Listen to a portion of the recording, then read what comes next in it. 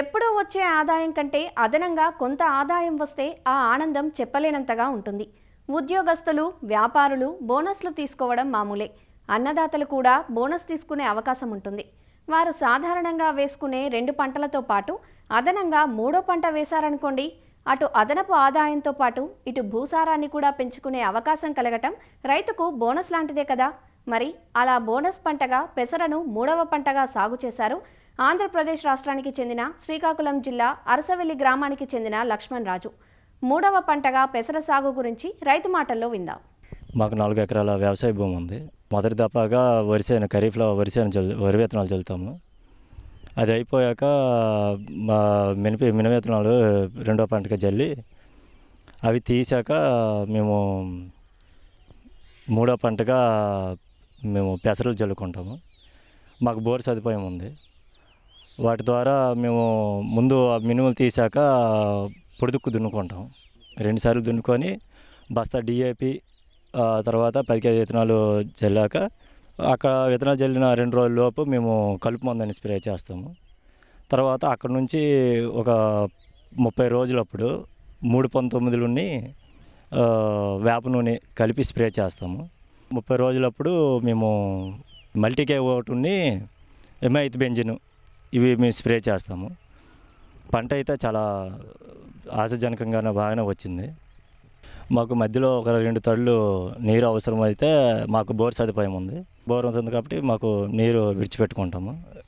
మేము 2 ఎకరాలు విత్తనాలు చల్లడం జరిగింది. వాటికి 1 ఎకరాకి 15 రోజులు ముందు చల్లడం వల్ల మాకు ముందుగానే తీసి నూర్చడం గట్రా జరిగింది 15 రోజుల క్రితమే.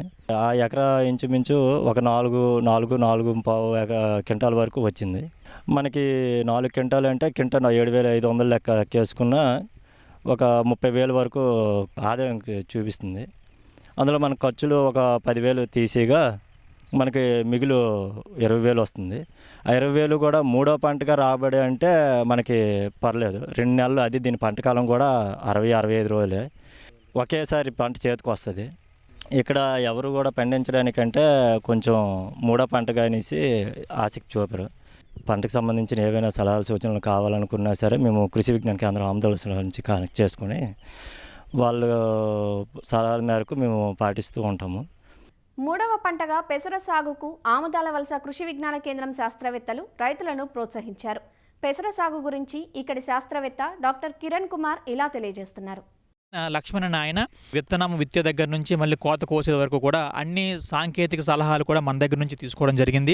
ఈయన సాధారణంగా ఖరీఫ్లో వరి వేసుకుంటూ రబీలో డ్రై కోసేసిన తర్వాత ప్యాడీ కోసేసిన తర్వాత మినుమును వేస్తూ తర్వాత సమ్మర్ పంటగా కూడా పెసర కూడా వేయడం జరుగుతూ ఉంటుంది. ఈయనకి నీటి వసతి కింద బోర్ సౌకర్యం కూడా వీళ్ళకి అందుబాటులో ఉండటం వలన ఈ వేసవి కాలంలో కూడా నేలను ఖాళీగా వదిలేకుండా ఇతను ఈ పెసర పంటను సాగు చేసి మంచి ఆదాయాన్ని పొందుతూ ఉన్నారు. 4 ఎకరాలకు గాను ఆయన 2 ఎకరాల్లో ఈ IPM 2-14 అనే పెసర రకాన్ని 2 ఎకరాల్లో కూడా సాగు చేయడం జరిగింది. ఈ 2 ఎకరాల్లో 1 ఎకరానికి మధ్యలో 15 రోజుల వరకు కూడా గ్యాప్ ఇచ్చి అంటే మనకి ఎడంతో నాటడం కూడా జరిగింది. వేరే దగ్గర ఆ ఫీల్డ్ని కూడా కోత కోసేయడం కూడా జరిగిపోయింది. సో ఆ ఫీల్డ్ నుంచి సుమారుగా మనకు ఒక 4.5 క్వింటాల వరకు కూడా దిగుబడి కూడా ఆయన రిపోర్ట్ చేయడం జరిగింది. అలాగే ఈ పంటను కూడా మనం గమనించినట్టయితే ఇది కూడా ఇంచుమించుగా కూడా సేమ్ అదే దిగుబడిని ఆశించడానికి కూడా రావడానికి ఆస్కారం కూడా ఉంటుంది. ఎందుకంటే దీంట్లో కాయలు కూడా చాలా బాగా గుత్తులుగా వచ్చి మనకి దిగుబడి కూడా ఎక్కువగా కనిపించే అవకాశం కూడా మనకు కనిపిస్తుంది. ఎందుకంటే మనం మొక్కను చూడగానే దీని తాలూకా కొమ్మలు కానీ లేదా కొమ్మల నుంచి వచ్చినటువంటి ఈ కాయలు కూడా ఒకేసారి కోతకు వచ్చే రకాలు. అలాగే ఇవి గుత్తులుగా కూడా పైన మనకి కనిపించడం వల్ల ఏమవుతుందంటే ఒకేసారి మొక్కతో పాటు పేకడానికి కూడా ఆస్కారం ఉండే రకం ఈ IPM 2-14 అనే రకము. 60 నుంచి 65 రోజుల్లో మనకు పంట చేతికి వచ్చేస్తుంది. 6 క్వింటాల వరకు కూడా ఎకరాకి దిగుబడినిచ్చే అంత పొటెన్షియల్ ఉన్నటువంటి రకము. అలాగే ఇది పల్లాకు తెగులను కూడా సమర్థవంతంగా తట్టుకుంటుంది కనుక రైతు సోదరులు ఈ రకాన్ని వేసుకుంటే మంచిది. 2 సార్లు మనకి నేలను బాగా దున్నుకొని 10 కేజీల విత్తనాన్ని ఈయన చల్లుకోవడం జరిగింది. చివరి దుక్కులో ఈయన ఒక కట్ట DAPని 50 కేజీల DAPని చల్లడం జరిగింది. అలాగే విత్తనం నాటేసిన తర్వాత ఇమీడియట్గా నీరు పెట్టినాక నెక్స్ట్ రోజు మనకి పెండి మెత్తాలిన్ అనే మందుని 1 ఎకరా 200 లీటర్ నీటిలో కలిపి ఎకరా మొత్తం సమానంగా తడిచేటట్టు పిచికారీ చేయడం కూడా జరిగింది. దీనివల్ల ఏమవుతుందంటే ఈ కలుపు రాకుండా మనం నివారించుకోవచ్చు. తర్వాత పైపాటుగా ఎటువంటి ఎరువులు వేయలేదు. ఫస్ట్ 30 రోజులకి 3 పంతొమ్మిదితో పాటు ఈ వేప నూనెను కూడా మిక్స్ చేసి అంటే 3/19 1 కేజీ, అలాగే ఈ వేప నూనెని 1 లీటరు కలిపి మనకి పిచికారీ చేయడం వల్ల ఏమవుతుందంటే మొక్క తాలూకు గ్రోత్ కూడా బాగా వచ్చింది.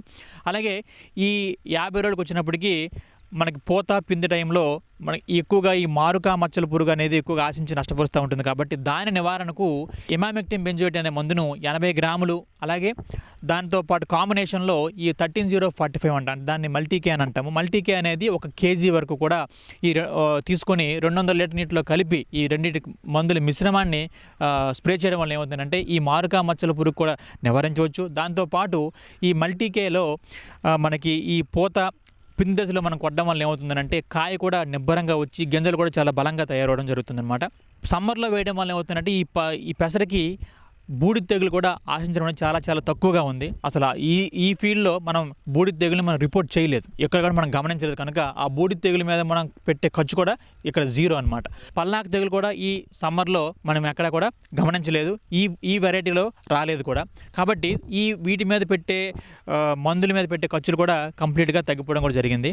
పంటను మనం గమనించినట్టయితే 4 నుంచి 4.5 కింట మనకి దిగుబడి వచ్చే అవకాశం ఉంది. అలాగే మనం దీన్ని ఈ కాస్ట్ ఆఫ్ కల్టివేషన్ మనం చూసుకున్నట్టయితే దుక్కి మనకి సుమారుగా 1000 రూపాయలు ఖర్చు అయింది. అలాగే విత్తనానికి 1300 వరకు వచ్చయింది. కలుపు మందుకి పెండి మెథడ్ మందుకు గాను 500 రూపాయలు అయింది. ఎరువు ఒక డిఏపి కట్ట 1300 రూపాయలు. అలాగే 30 రోజులకి 50 రోజులకి మనము 3/19 అలాగే మల్టీకే 13-0-45 ఇవ్వడం వలన అది మనకి 200 రూపాయలు 400 రూపాయలు. అలాగే తీతకిను నూర్పుకి మనకి అయ్యే ఖర్చు 2500 రూపాయలు, అలాగే 2000 రూపాయలు, అంటే మొత్తం 4500 రూపాయలు తీతకి ప్లస్ నూర్పుకి కలిపోయింది. సో సుమారుగా మనకి 1 ఎకరాకు 10,000 వరకు కూడా ఖర్చు అయింది. మనకి మార్కెట్లో ఈ పెసలు అనేవి 75 రూపాయల వరకు కూడా మనకి వెళ్తుంది కేజీ, అంటే 7,500 రూపాయలు ఉంది కింట. కాబట్టి 4 కింటాలకు గాను 30,000 వరకు కూడా గ్రాస్ ఇన్కమ్ వస్తే దాంట్లో నుంచి మనకి ఖర్చులు 10,000 తీసేస్తే మనకి సుమారుగా 20,000 వరకు కూడా నికరాదాయం అనేది మిగులుతూ ఉంటుంది. ఇక్కడ ప్రధాన ఉద్దేశం ఏంటంటే వేసవిలో మనం పొలాన్ని ఖాళీగా వదిలేయకుండా, అలాగే నీటి వసతి ఉన్న ప్రదేశాల్లో రైతు సోదరులు ఈ పెసర పంటని, ఎందుకంటే ఈ పెసర అనేది మనకి 2 నెలల్లో మనకి పంట చేతికొచ్చే పంట కనుక 2 నెలల్లో ఖర్చులు 10,000 పోను కూడా 20,000 నికరాదాయం మనకు వస్తుందని అంటే మనకి మంచి దిగుబడి వచ్చినట్టేను. ఈ నత్రజని ఎరువు మీద పెట్టే ఖర్చులు కూడా తగ్గిపోతుంది. ఎందుకంటే ఈ అపరాల జాతికి చెందిన పంటలన్నీ కూడా ఈ నత్రజని స్థిరీకరణ అనేది, అంటే వాతావరణంలో ఉన్న నత్రజనిని నేలలోకి స్థిరీకరించి పెడతాయి కనుక మనం తర్వాత వేసే పంటకి నత్రజనిని మనం తగ్గించే అవకాశం కూడా ఉంటుంది. అలాగే నేల తాలూకు సారం కూడా పెరుగుతుంది అనమాట. దయచేసి రైతు సోదరులందరూ ఈ వేసవిలో నీటి వస్తువు ఉన్న దగ్గర తప్పనిసరిగా ఈ పెసర పంటని మనం వేసుకున్నట్టయితే నికర ఆదాయాన్ని పెంచవచ్చు, అలాగే ఈ నేల తాలూకు సారాన్ని కూడా పెంచవచ్చు.